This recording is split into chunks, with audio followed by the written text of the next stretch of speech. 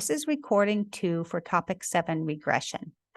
All right, so the regression line, as I said, is y prime. The formula for it is y prime equals the intercept plus the slope times x, also known as the regression equation, line of best fit, least squares line. This is due to how we calculate it, okay? It's the formula for a straight line that best fits our data. As I said before, the slope is the change in y for each 1 unit change in x, and it's positive. If it's a positive relationship, right? If x goes up, y goes up, it's going to be a positive slope. It's a negative relationship. As x goes up, y goes down, the slope's going to be negative, right? We use it for lots of stuff, okay? So let's think about this. When would we want to predict values on one variable based on values on another? Okay, and actually we can use several predictors for one Y or one criterion, right? So college admissions, right? That might be a first one. Colleges want to be able to know whom to accept. If it's a college that doesn't accept everyone, well, how can they know that? So colleges use high school GPA, SAT, or ACT, although some of them don't now, to predict success in college, okay? So they use data from previous years. Okay, so how can we best admit students that are likely to succeed? And they use stuff like this. They also use information like first generation college status. The best predictor is probably school district, which, is more unfair than SAT because school districts are entirely driven by taxes, right? So anyway, college admissions use regression analyses. Car insurance, they use the number of tickets, accidents, age, gender. These are all used to set your premium, right? So just by the mere fact of being male means you will pay greater premium for your car insurance, right? Credit card limit. Credit card companies use your amount of debt, your income, whether it's co-signed and so forth, to predict how much you have to pay and what your limit is going to be, right? All real world applications. And these, in fact, they use several predictors. So we get to college admissions, right? So they're going to predict performance your first year in college, or maybe they'll predict retention. That is that you go on to enroll in year 2 after year 1.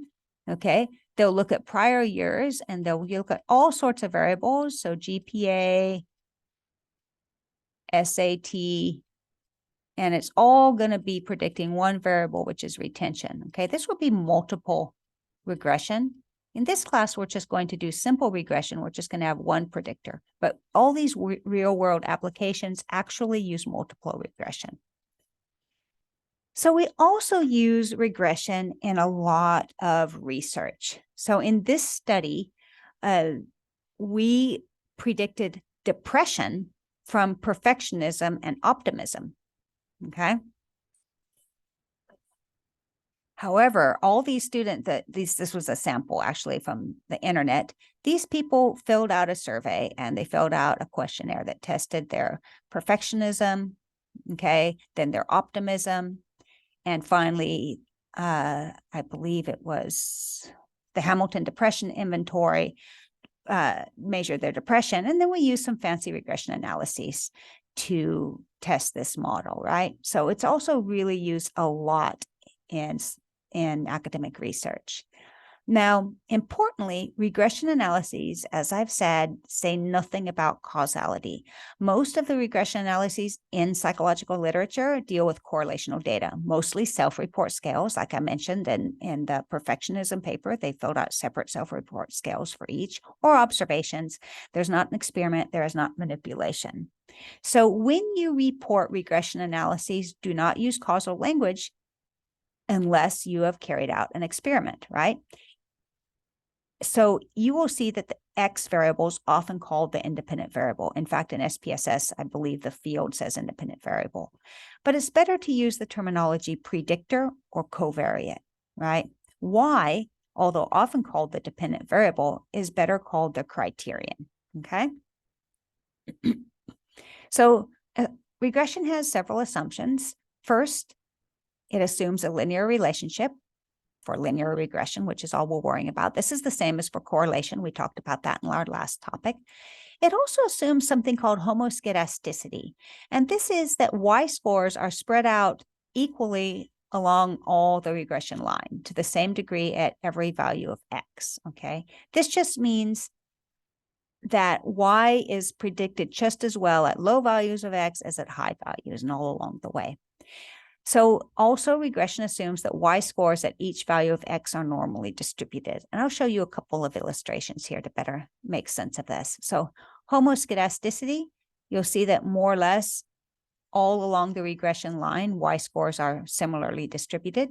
Here is what we don't want. This is heteroscedasticity. This is what happens when it's not spread. So you can see that at low widget test scores, widget test making scores, widget test scores, widget making scores are predicted pretty well. There's only one value of y for this value of x, right? But as we get to higher widget test scores, there's many values of y for each value of x. So this is a heteroscedastic problem here, right? So normal distribution of y-scores at x just means literally that we have a normal distribution of those y-scores here, right? So however those y-scores, it might be a narrow or a spread out distribution, okay? But it's supposed to be normally distributed at each x. And again, the distribution should be more or less at the same spread at each x, which gets back to that homoscedasticity. Okay, so let's walk through a couple of examples. So for example, is religious faith related to belief in a just world? This uses a just world scale. So this is an example of 323 adults who completed an online survey. Faith is religious faith. It's the predictor or covariate, and just world scale was the criterion. So first we can make a scatter plot, right? It looks like there's not a strong relationship, right? Y is spread out at all the values of X. Looks pretty chaotic, doesn't look like much. We can also run the correlation analysis that we studied last topic, right? And we see that our correlation is 0.15. So it's a pretty weak correlation, right?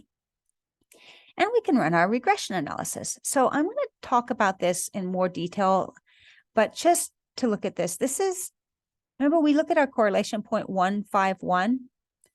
This is the same as our standardized slope.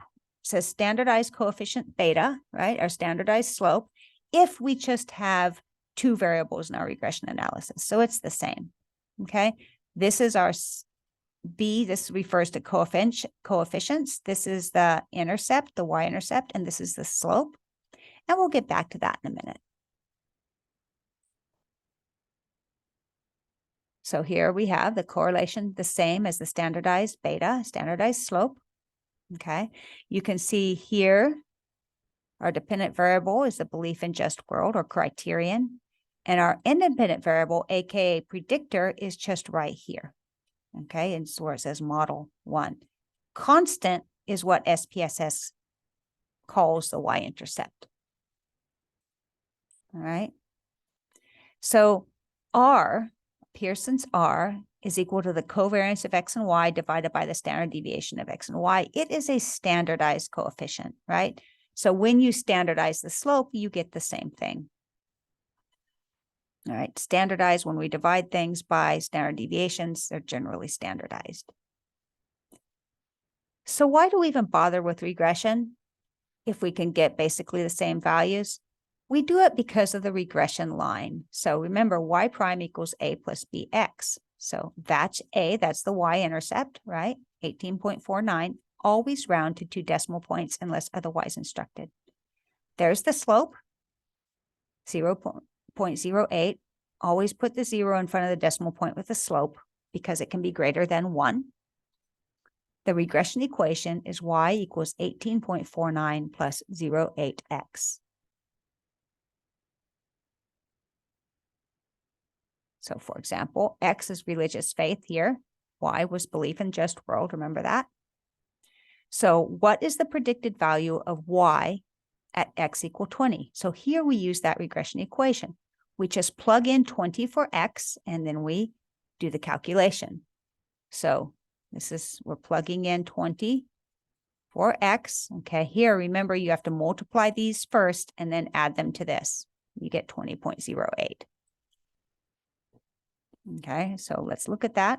We can see this is a weak relationship, right? It was 0.15 was our Pearson's R, right? So 20x is pretty close to 20y, right? See how that works?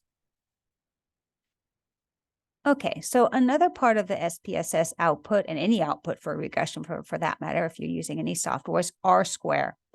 R square is the proportion of the variability in y explained by x. It's also called the variance explained.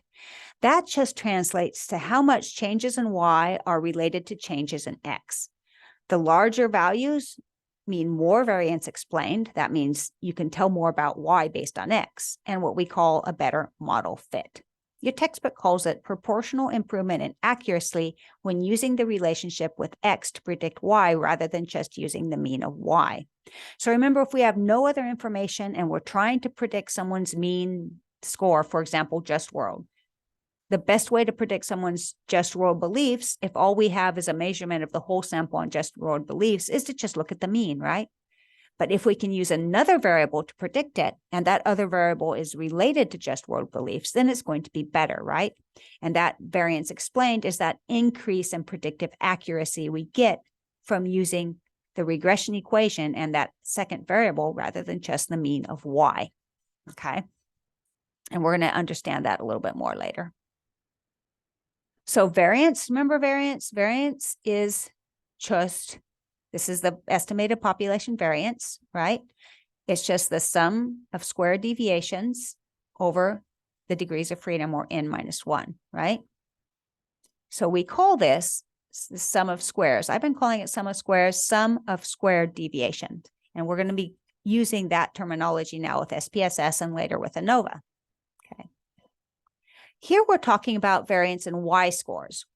We've been using x, y, it doesn't matter what you call it, that's just a variable. But when we're talking about regression and we're talking about variance, we're talking about the sum of squares, variance in y-scores.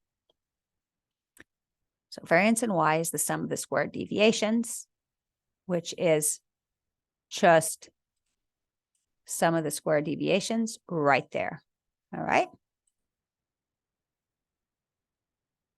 Often denoted SS. So sum of squares total is just this part of that variance equation we saw before, right? The sum of the squared deviations of y. That's all the variance in y, right? All the variance from the mean of y. You just add all the deviations, square them, remember, because otherwise it'd be 0 if we added them, right? We delete that drawing, okay? So how would we do this? Now, this should be familiar. Okay. Actually, let's pause this and do a second recording.